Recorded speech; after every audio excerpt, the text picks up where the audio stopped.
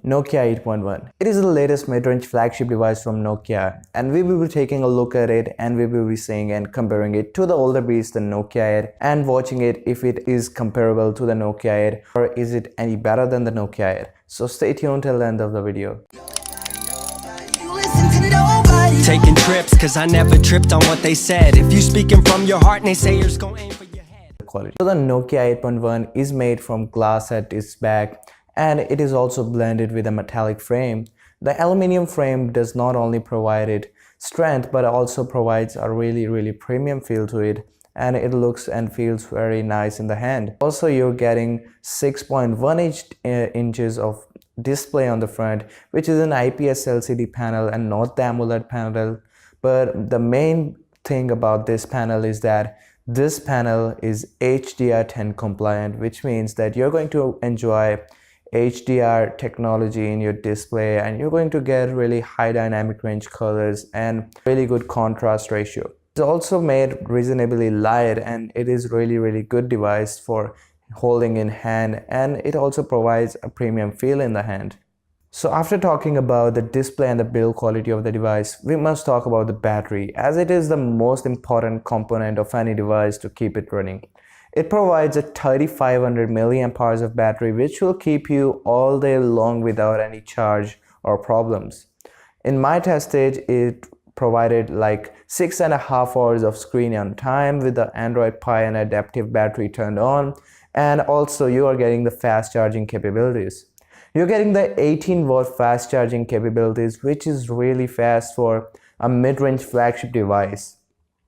It is not as fast as the Oppo R17 Pro fast charging, of course, or any of the OnePlus technologies for fast charging, but it is the best you can get from Qualcomm and Nokia.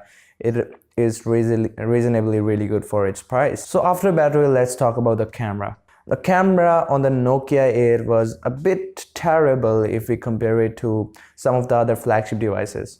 In Nokia 8.1, you're getting a 12 plus 13 megapixel of sensor on the back with OIS enabled, and one of them is a monochrome depth sensor and the other one is the main sensor. You're getting the Carl's optics in this, so you can expect really good images out of the camera. Here are some of the sample shots from it. And on the front, you're getting a 20 megapixel sensor, which is really good for selfies, and you're also getting the 4K video recording capabilities. The best thing about this camera is that you're getting OIS and really good night shots because of the new enhanced camera from the Nokia, as they mentioned on their website, that you are getting a really good low light capabilities from this camera. And here are some of the samples. So this device is powered by the latest Snapdragon chipset, which is a 710, and it is a mid-range flagship chipset, not entirely flagship or not entirely mid-range. It is in between those categories, and it is really fast and reliable when it comes to performance, peak speeds, LTE signals, and everything else. It provides you really good fast charging, really good image processing, and every other possibilities. It has a really good GPU. You can play games on it. Games like PUBG Mobile and every other game would run really fine on it. So connectivity is really good on this device. You've got no issues with call receiving or call attending at all. You're also getting the USB Type-C on the bottom and a really most beloved headphone jack on the back. And it is really a nice surprise, as most companies are removing the headphone jacks. Nokia is still keeping it, and it is really good thing. You can use your favorite headsets with this Nokia device and it feels very nice. The audio quality from the speakers as well as from the audio jack was really good, and the one thing I noticed about this was that its audio quality from the speaker was a tiny bit better than the Nokia 8.1, which is heck of a surprise.